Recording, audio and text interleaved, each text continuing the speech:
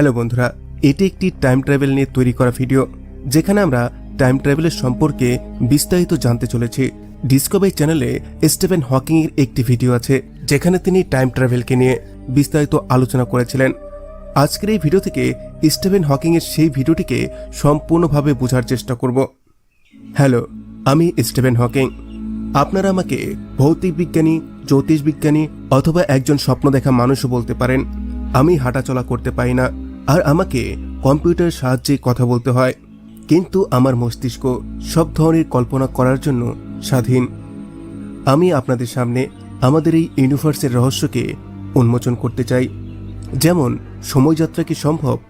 আমরা কি অতীত বা ভবিষ্যতে যাবার শর্টকাট খুঁজে পাব? আমরা কি সময়কে কন্ট্রোল করার জন্য প্রকৃতির নিয়মকে ব্যবহার করতে পারব? সময়যাত্রাকে কিছু বিজ্ঞানী ধোঁকা অথবা ছল মনে করে থাকেন। আমি আমার স্বাধীন চিন্তা দ্বারা অন্য সবার থেকে ভিন্ন না হয়ে যাই।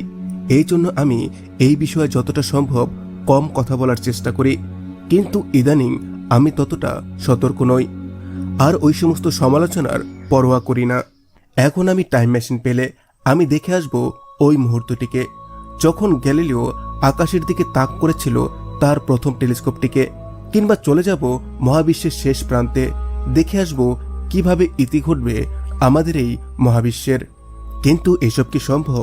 এটাকে বোঝার জন্য আমাদের সময়কে ভৌতিক বিজ্ঞানের দৃষ্টিতে দেখতে হবে। ফোর্থ ডাইমেনশন অথবা সময়কে এই দৃষ্টিতে দেখা এতটাও কঠিন নয়। প্রতিটি বিদ্যার্থী এটা জানে। আপনি, আমি এবং কি আমার এই চেয়ার সবকিছুই ভৌতিক বস্তু, যা 3 ডাইমেনশনে মজুদ আছে। এই সবকিছুরই দৈর্ঘ্য, প্রস্থ এবং উচ্চতা আছে, কিন্তু একটি অন্যরকমের দৈর্ঘ্যও আছে, যা হলো সময়ের দৈর্ঘ্য। উদাহরণের জন্য বলা যেতে পারে, একজন মানুষ 80 থেকে 100 বছর পর্যন্ত জীবিত থাকে, কিন্তু প্রাচীন সময়ের পাথর লাখো বছর থেকে দাঁড়িয়ে আছে, আর আমাদের সৌরমণ্ডল বিলিয়ন বছর থেকে মজুদ আছে। অর্থাৎ সবকিছুই সময়ের দৈর্ঘ্যের সাথে মহাশূন্যে মজুদ আছে। সময়যাত্রার মানেই হলো ফোর্থ ডাইমেনশনের মধ্য দিয়ে যাত্রা করা। এটাকে দেখা এবং বোঝার জন্য যে এটার অর্থ কি, আসুন আরও একটি কল্পনা করি। আমরা গাড়িতে ভ্রমণ করছি। আমরা যদি সরল রেখায় গাড়ি চালাই তো এটা ফার্স্ট ডাইমেনশন। যদি আমরা ডান দিকে অথবা বাঁ দিকে যাই তো এটা সেকেন্ড ডাইমেনশন। আর যদি আমরা পাহাড়ের ওপর দিকে এবং নিচ দিকে যাত্রা করি তো ওটা থার্ড ডাইমেনশন। এর থেকে আপনারা এটা অবশ্যই বুঝতে পারছেন, আমরা 3টি ডাইমেনশনে খুবই সহজভাবে যাত্রা করতে পারি। কিন্তু আমরা পৃথিবীতে থেকে কিভাবে ফোর্থ ডাইমেনশনে অথবা সময়যাত্রা করতে পারবো? আমরা কি ফোর্থ ডাইমেনশনের মধ্যে কোনো এমন রাস্তা তৈরি করতে পারবো যার সাহায্যে আমরা সময়যাত্রা করতে পারি? আসুন আমরা কিছু সময়ের জন্য সাইফাই মুভি দেখি। টাইম ট্রাভেলের মুভিতে প্রায় সময় একটি বিশাল মেশিন হয়ে থাকে, যা একটি এনার্জির মেশিন এবং ফোর্থ ডাইমেনশনের একটি রাস্তা তৈরি করে, যেটাকে আমরা টাইম মেশিন বলে থাকি। আর একজন কালযাত্রী যে সাহসী তো হয়, কিন্তু একটু বোকা টাইপেরও, সে ওই টাইম মেশিনে প্রবেশ করে, এটা না জেনেই যে সে কোন কালে পৌঁছে যাবে। এই কল্পনা যতই ফালতু মনে হোক না কেন, হতে পারে বাস্তবতা এর থেকে আলাদা, কিন্তু সত্য তো এটাই। এমনটা করতে পারাটা অসম্ভব নয়। এই ধারণাটি এতটাও মন্দ নয় যে যতটা আমরা মনে করছি। বিজ্ঞানীরাও সময়ের মধ্যে একটি টার্নেল অথবা সুড়ঙ্গ তৈরির কথা ভাবছে, কিন্তু আমি কিছুটা আলাদা ভাবছি। আমরা কি অতীত এবং ভবিষ্যতের জন্য প্রকৃতির নিয়মের অনুসারেই এমন কোনো রাস্তার তৈরি করতে পারবো? আর খুঁজতে গিয়ে আমরা এটাই জানতে পারলাম, এমনটা তো প্রথম থেকেই মজুদ আছে। আমরা তো ওটার একটা নামও দিয়েছি, আর তার নাম হলো ওয়ার্মহোল। সত্য তো এটাই, আমাদের চারিদিকেই ওয়ার্মহোল আছে, কিন্তু ওয়ার্মহোল এতটাই ছোট যে সেটাকে চোখে দেখা যায় না। এই সমস্ত ওয়ার্মহোল ভীষণই ছোট হয়ে থাকে। আপনি হয়তো এটাকে বিশ্বাস করতে পারছেন না। আমি আপনাদের বোঝাচ্ছি, এই জগতের কোনো কিছুই একদম মসৃণ নয়। সবচেয়ে মসৃণ বস্তুটিও কিছু ভাঁজ বা কুঞ্চন, যেটাকে আমরা সংকোচনও বলতে পারি, এমনটা থাকে। এই কথাটি সময়ের জন্য প্রযোজ্য। অণু ও পরমাণুর চেয়েও ক্ষুদ্র মাপকাঠিতে কোয়ান্টাম ফর্ম নামে একটি জায়গা আছে। ওয়ার্মহোলের অস্তিত্ব ওইখানেই। এই কোয়ান্টাম জগতের স্থানকালের মধ্য দিয়ে অবিরত তৈরি ও ধ্বংস হচ্ছে এই ওয়ার্মহোল। এরাই যুক্ত করে দুটি আলাদা স্থান ও সময়কে। কিন্তু সমস্যা হলো এটাই, এই সুড়ঙ্গ 1 সেন্টিমিটারের 1,00,00,000,000,000,000,000 ভাগের 1 ভাগের পরিমাণ চওড়া। তো এটা তো আমরা বুঝতেই পারছি, এর মধ্য দিয়ে কোনো মানুষ তো কোনোভাবেই যেতে পারবে না। কিন্তু ওয়ার্মহোল টাইম মেশিনের একটি আধার হতে পারে। বিজ্ঞানীরা এমনটাই মনে করেন। এই সমস্ত সময় সুড়ঙ্গ অথবা ওয়ার্মহোলকে ধরে যদি কোটি গুণ বড় করা যায়, তো এর ভেতর দিয়ে মানুষ অথবা মহাকাশযানকে পাঠানো যেতে পারে। যদি আমাদের কাছে এমন টেকনোলজি হয় আর আমরা প্রয়োজনীয় এনার্জি পেয়ে যাই, তো আমরা মহাকাশে একটি বিশাল ওয়ার্মহোল তৈরি করতে পারবো। আমরা এমনটা বলতে পারবো না এটা তৈরি হয়ে যাবে, কিন্তু হ্যাঁ, আমরা এটাকে তৈরি করতে পারবো। আর আমরা যদি এটাকে তৈরি করতে পারি, তো আমাদের জন্য ভীষণই কাজের হবে। সেই ওয়ার্মহোলের একটি মুখ পৃথিবীর কাছে হবে, আর একটি মুখ হবে অনেক দূরের কোনো প্ল্যানেটে। নীতিগতভাবে এর থেকেও বেশি কিছু হতে পারে যদি আমরা তার দুটি মুখকে একই দিকে রাখি। আর তার মধ্যে যদি স্থানের দূরত্ব না হয়, শুধু সময়ের দূরত্ব হয়, যার মধ্য দিয়ে আমাদের একটি মহাকাশযান পৃথিবীর কাছে যাবে আর আসবে। কিন্তু সেখানে তার ভ্রমণ আমাদের অতীতে হবে। আর তখন এমনটাও হতে পারে আমাদের এই মহাকাশযানটি হয়তো ডাইনোসরের যুগে চলে গেল। এখন আমার তো এমনটাও মনে হতে শুরু করেছে 4th ডাইমেনশনকে নিয়ে ভাবাটাই ভীষণ কঠিন। আর ওয়ার্মহোল এতটাও সহজ কিছু নয় যে আমরা এটাকে খুব সহজেই করতে পারবো। কিন্তু হাল ছাড়বেন না। এখন আমি একটি এমন প্রয়োগের সম্পর্কে ভাবছি যার থেকে আমরা এটা জানতে পারবো আমরা কি আজ কোনো ওয়ার্মহোলের মাধ্যমে সময়যাত্রা করতে পারবো, আর ওটা এখন না হলেও আগামীর ভবিষ্যতে।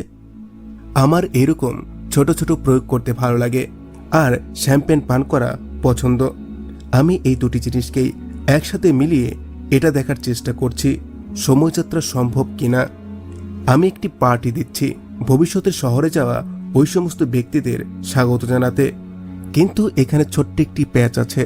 আমি পার্টির সম্পর্কে তাদের পার্টি শেষ হবার পরেই বলবো। এটা হলো ওই নিমন্ত্রণপত্র যেখানে সময় ও স্থানের সম্পর্কে সবকিছুই লেখা আছে। আমি এটা আশা করছি এর এক কপি কোনো না কোনোভাবে কয়েক হাজার বছর পর্যন্ত টিকে থাকবে, এবং হতে পারে কোনোভাবে এটা ভবিষ্যতের কোনো জীবের কাছে গিয়ে পৌঁছাবে, আর সে ওয়ার্মহোলের মাধ্যমে আমাদের পার্টিতে আসার চেষ্টা করবে। আর তার থেকেই এটা প্রমাণ হয়ে যাবে সময়যাত্রা সম্ভব। তো আমার পার্টি শুরু হচ্ছে। এখন আমরা সময়যাত্রীদের জন্য অপেক্ষা করছি। 5, 4, 3, 2, 1। কেউ আসলো না। আমি তো ভেবেছিলাম ভবিষ্যতের মিস ইউনিভার্স আমার কাছে আসবে, কিন্তু আমার এই প্রয়োগটি কেন অসফল হলো? এটা হবার কি বা কারণ? এটার কারণ হয়তো এটা হতে পারে যেটা অতীতের লম্বা সময় ধরে সময়যাত্রার সাথে যুক্ত আছে। আর ওই সমস্যাটি হলো প্যারাডক্সের সম্পর্কে শুনেই হাসি পায়। এর মধ্যে সবথেকে হাস্যকর হচ্ছে দ্য গ্র্যান্ডফাদার প্যারাডক্স। আমি আপনাদের এটারই একটি নতুন রূপ দেখাতে যাচ্ছি, যেটাকে আমি পাগল বিজ্ঞানীদের প্যারাডক্স বলে থাকি। আমি মুভিতে দেখা বিজ্ঞানীদের তেমন পছন্দ করি না, কারণ প্রায় সময় তাদেরকে পাগল অথবা মন্দবুদ্ধির দেখানো হয়ে থাকে। এখন ভাবুন, কেউ একটি ওয়ার্মহোল তৈরি করলো, আর ওই ব্যক্তি শুধুমাত্র 1 মিনিট পেছনে যেতে পারবে। এমনি তো 1 মিনিটের সময় তেমন বেশি লাগছে না, কিন্তু 1 মিনিটের এই সময়যাত্রাটিও অনেক বড় সমস্যার সৃষ্টি করতে পারে। ওই ওয়ার্মহোল দ্বারা বিজ্ঞানী দেখতে পারছে 1 মিনিট পূর্বে সে কেমন ছিল, কিন্তু সে যদি তার মিনিট খানিক পূর্বের সেই রূপকে হত্যা করে দেয়, তো ওর মৃত্যু হয়ে গেছে। তিনি তাহলে 1 মিনিট আগেই মারা গেলেন, কিন্তু গুলিকে চালালো। আর এটাই হলো প্যারাডক্স। এই ধরনের টাইম মেশিনই মহাবিশ্বের মৌলিক একটি নীতির বিরুদ্ধে যায়। ফলাফলের আগেই কারণ ঘটে, কখনো উল্টোটা নয়। আর যদি তা না হতো, তাহলে এই মহাবিশ্ব হতো বিশৃঙ্খল। ফলে আমার বিশ্বাস কোনো না কোনোভাবেই বিজ্ঞানী নিজেকে গুলি করতে ব্যর্থ হবেই। এছাড়াও ওয়ার্মহোল বেশিক্ষণ টিকে থাকতে পারে না বলে মনে করা হয়। ধরুন একটি স্পিকার দিয়ে গান বাজছে, তার দিয়ে মাইক যুক্ত করে শব্দ বাড়ানো হচ্ছে। মাইকের সামনে যদি স্পিকার রাখা হয়, তাহলে কি হবে? প্রতিবারই ঘুরে এসে শব্দ ক্রমেই বাড়তে থাকবে। কেউ না থামিয়ে দিলে একটি সময় পুরো সাউন্ড সিস্টেম ভেঙে পড়বে। একই ঘটনা ঘটবে ওয়ার্ম হোলের ক্ষেত্রেও। তবে এখানে শব্দের পরিবর্তে কাজ করবে বিকরণ। ওয়ার্ম হোলের মুখ খুলতে না খুলতেই এতে বিকরণ প্রবেশ করবে এবং লুপ আকারে ঘুরবে। আর একসময় এর শক্তি এতটাই বেড়ে যাবে যে এটি ধ্বংস হয়ে যাবে। অর্থাৎ ক্ষুদ্র ক্ষুদ্র সময় সুড়ঙ্গ দিয়ে বাস্তবে কাজ হবে না। তবে সময় ভ্রমণ করে ভবিষ্যতে যাওয়ার আরও একটি উপায় আছে। সময় প্রবাহিত হয় নদীর মতো অবিরত, তবে ভিন্ন ভিন্ন স্থানে প্রবাহের গতি আলাদা। 100 বছর আগে কথা বলেছিলেন বিজ্ঞানী আইনস্টাইন, আর ওই কথাটির প্রমাণ আছে আমাদের হাতের নাগালেই। আমরা বর্তমানে প্রতিনিয়ত জিপিএস এর ব্যবহার করি। এটি কাজ করে স্যাটেলাইটের মাধ্যমে। স্যাটেলাইটে আছে খুবই নিখুঁত ঘড়ি, কিন্তু শতভাগ নয়। পৃথিবীর ঘড়ির তুলনায় উপগ্রহের ঘড়ি প্রতিদিন 1 সেকেন্ডের 100 কোটি ভাগের 1 ভাগ দ্রুত চলে। এটাকে হিসাবে না ধরলে জিপিএস এর নির্দেশনা হবে ভুল। এই ঘড়িগুলোর দ্রুত চলার কারণ পৃথিবীর তুলনায় মহাশূন্যের সময় দ্রুত চলছে। আর এর কারণ হচ্ছে আমাদের পৃথিবীর ভর।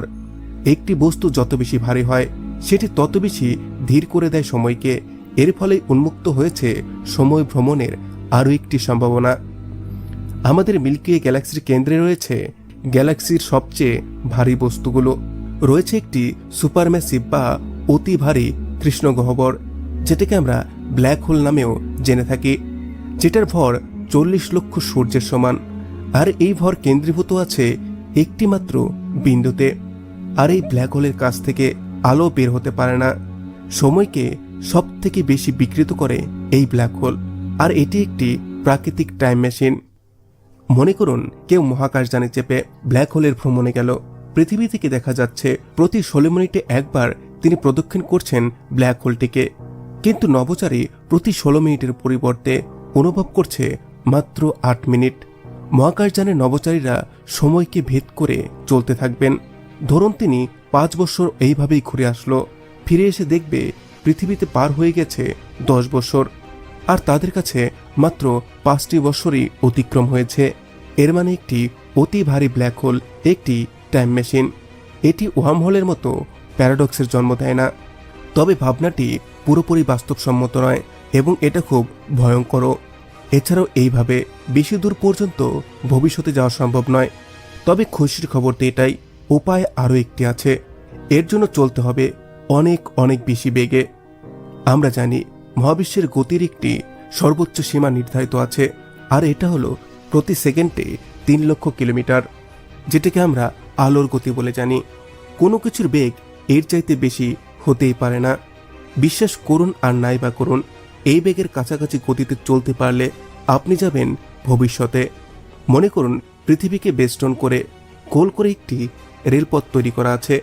এর উপর দিয়ে অতি দ্রুত গতিতে ট্রেন চলাচল শুরু করলো। বেগ আলোর বেগের খুব কাছাকাছি। ট্রেনটি একের পর এক চক্কর খেতে থাকবে আমাদের এই পৃথিবীকে ঘিরে। প্রতি সেকেন্ডে আমাদের পৃথিবীকে 7 বার চক্কর খাচ্ছে ওই ট্রেনটি। আর এইরকম সময়ই ট্রেনের ভেতরে একটি অদ্ভুত ঘটনা শুরু হবে। বাইরের জগতের তুলনায় সময় প্রবাহিত হবে এখানে অনেকটাই ধীরে, যেমনটা ঘটেছিল ওই ব্ল্যাক হোলের কাছে।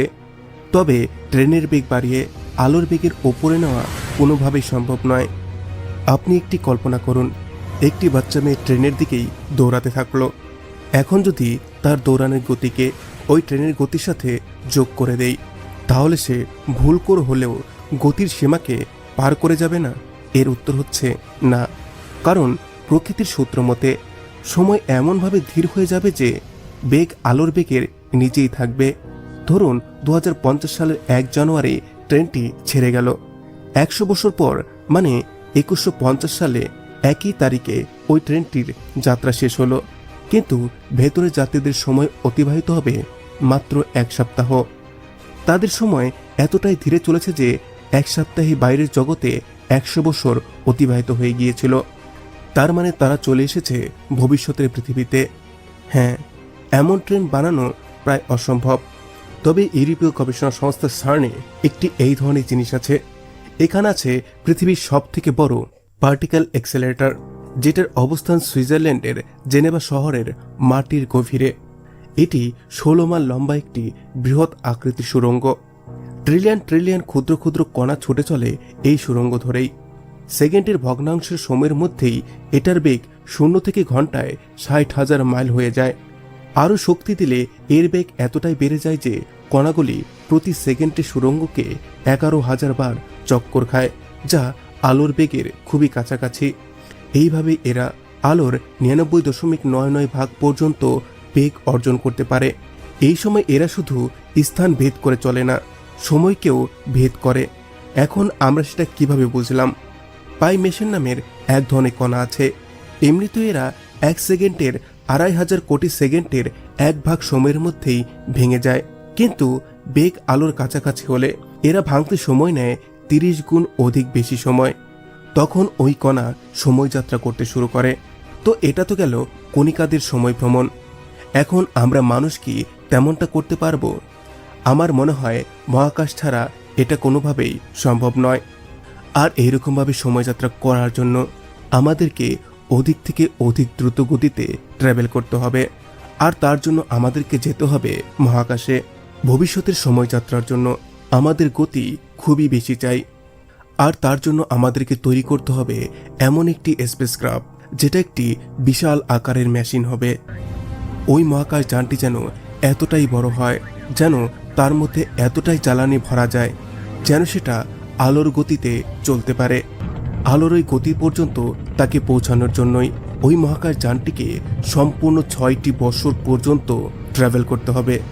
শুরুর সময় তো সেটাকে ধীরে ধীরেই নিয়ে যেতে হবে, কারণ মহাকাশ যান ভীষণই বড় আর ভারী হবে। কিন্তু পরে এর গতিকে ধীরে ধীরে বাড়ানো হবে। আর এই মহাকাশ যান অনেক লম্বা দূরত্ব অতিক্রম করতে থাকবে। মাত্র 1 সপ্তাহের মধ্যেই এই মহাকাশ যান আমাদের ইউরেনাস গ্রহকেও পার করে যাবে। 2 বছর পর্যন্ত লাগাতার ট্রাভেল করার জন্য এই স্পেসক্রাফট আলোর গতির অর্ধেক গতি পর্যন্ত পৌঁছে যাবে। আর আমাদের সৌরমণ্ডলের অনেকটাই দূর পর্যন্ত পৌঁছে যাবে। এরপরের 2 বছরে এই মহাকাশযান আলোর গতির 90% গতিতে পৌঁছে যাবে। তখন সে আমাদের সূর্যের সবথেকে কাছের তারা আলফা সেন্টুরিকেও পার করে চলে যাবে। পৃথিবী থেকে প্রায় 30 লক্ষ কোটি কিলোমিটার দূরে যাওয়ার পর এই মহাকাশযানটি সময়যাত্রা শুরু করবে। তখন পৃথিবীর 2 ঘন্টায় এই যানের ভেতরে 1 ঘন্টা হবে, যেমনটা হয়েছিল ব্ল্যাক হোলের কাছে যাবার পর। আলোর 99 ভাগ বেগ অর্জন করতে এই মহাকাশযানটির আরও 2 বছর সময় লেগে যাবে। এই অবস্থায় এই মহাকাশযানের একদিনে পৃথিবীতে 1 বছর হয়ে যাবে। তখন সত্যি সত্যি এই মহাকাশযানের ভ্রমণকারীরা ভবিষ্যতের যাত্রা করছে। সময়ের ধীরগতির আরও একটি ভালো দিকও আছে। আমরা অনেক বড় বড় পথ পেরোতে পারবো জীবিত থাকা অবস্থায়। কতই না বিস্ময়কর এই জগৎ, যেখানে সময় ভিন্ন স্থানে ভিন্ন বেগে চলে। আমাদের চারপাশে লুকিয়ে আছে ওয়ার্মহোল নামের সময় সুড়ঙ্গ।